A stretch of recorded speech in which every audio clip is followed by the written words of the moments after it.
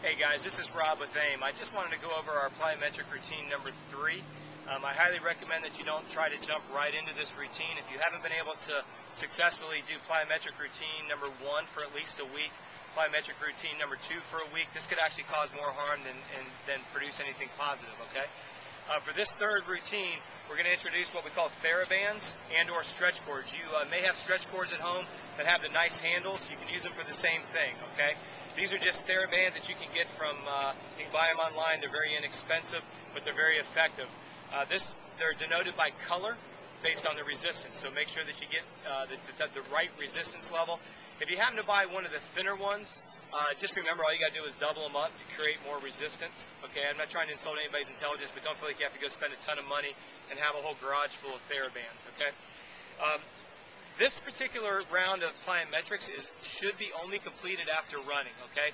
We need the muscle temperature to be at its highest, preferably after an even tempo run. You wouldn't want to do this after a speed workout or a high-intensity hill workout. This needs to be done just after an even tempo run where you're not coming into it completely tired. We don't want your glycogen levels completely depleted, okay? This is going to consist of 5 exercises, and we're just going to illustrate each one of them. When you do these exercises, it's one after the other, no rest, okay? So what we're going to do is this first one, it's a dynamic range of motion. We're going to be working on the deep lateral rotators, and we're going to be working on the muscles in between the shoulders. Very important for those of you who are planning on running long, even for those of you that are running short and fast, the upper body, once it fatigues, it's all downhill from there, okay? So what you're going to do is you're going to keep your cords in front of you, bring them up overhead. And notice I'm engaged in a side lunge. I'm going to expand my arms out and straight back. I'm keeping my hands over my head, okay? And what you're going to do is you're going to side step. Once it's up, expand.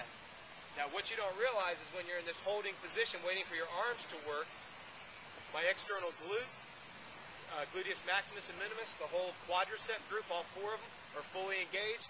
Adductors are extended, okay? Notice that I'm not pushing off on this leg. All I'm simply doing is I'm in a squat position, I'm out, I'm back, and then I'm raising up. The idea is to make this whole side engage, okay? I'm going to do that for maybe 6 to 10 steps, okay? So you're going to come out, expand, bring it back, and then stand up. Very important. And then you're just simply going to come to the other side. This is relaxed, side lunge, expand. Notice that the band is right over my head. Again, now I'm not pushing off on my right leg. I'm trying to stand up on it, okay? The whole idea here is I want you to move slow, okay? Now for some of you who come from a physiology background, you may say that's not a plyometric by definition. I understand that. We're just incorporating into a series of others, okay? So there's your first exercise.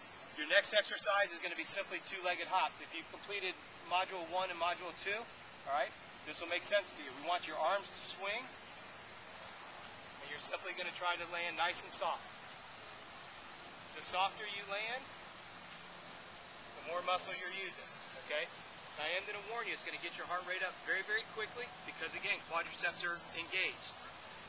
You'll get your 2-legged hops coming back, all right? Nice and soft. What I don't want you doing at home is I don't want you landing and squatting way down. Do not do that, please. Okay, that's very difficult on the tendons and ligaments. Ultimately, we will get there, but we're not there yet. Okay? 10 hops out, 10 hops back. Okay? At this point, what you'd want to do is you'd want to have a medicine ball. Okay? If you had ideally, if you had a partner, you could go back to back. Take the medicine ball, straighten your arms out. You would hand it to your partner. He or she would turn the other way. Catch it this way. Okay? So imagine if I had a 10-pound medicine ball. What that's doing is working the external obliques. Again, not a plyometric routine, but we're incorporating them all together. Remember, these are dynamic exercises for running, all right? If for some reason you don't have a running partner, too early in the morning, conditions, whatever criteria is in your way, what you can do is take one of the rubber balls, medicine ball, get yourself up against the wall.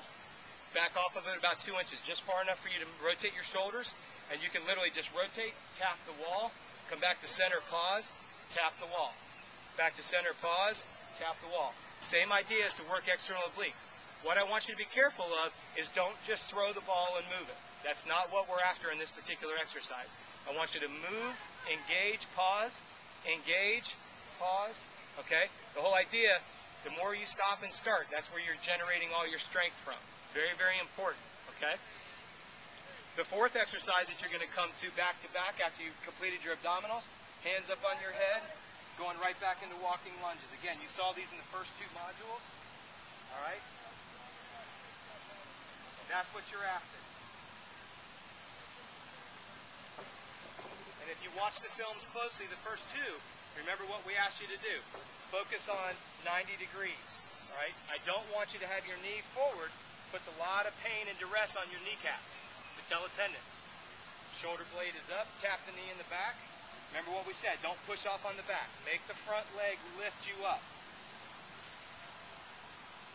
Okay?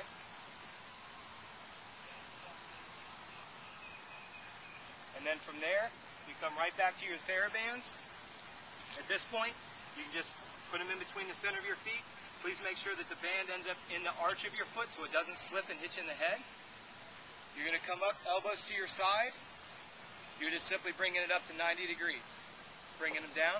Your goal is to complete that for 30 seconds continuously. Nice and slow, taking the momentum out. Do not go above the top 90. That's not what we're after. Okay? What we're trying to do is isolate the shoulder girdle, middle deltoid. Okay? By bringing the elbows all the way down, it's going to work the whole range of motion. Okay? So for, again, those who are saying, well, where's all the bounding and all that? Again, the only plyometric true definition of exercise is the two-legged hops. Everything else is a dynamic integration of all the muscle groups associated with running.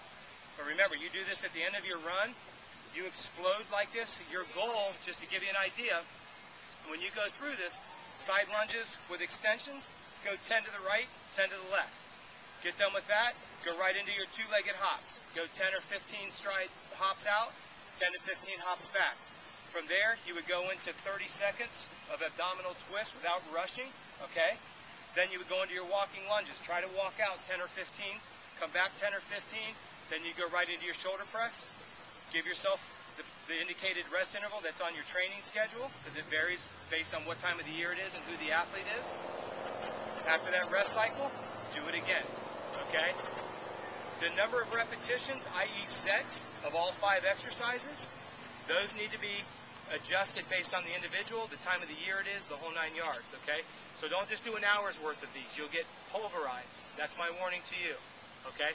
If you haven't completed the other 2 segments, please do not try this. It will be too difficult for you. The risk of tearing a tendon or a ligament is very high, all right? I hope you've enjoyed this one. Take at least a week to 2 weeks to absorb this before you move on to the next module. Thanks for watching. If you have any questions, you can email us, Robb, R-O-B-B, the number 3 at earthlink.net.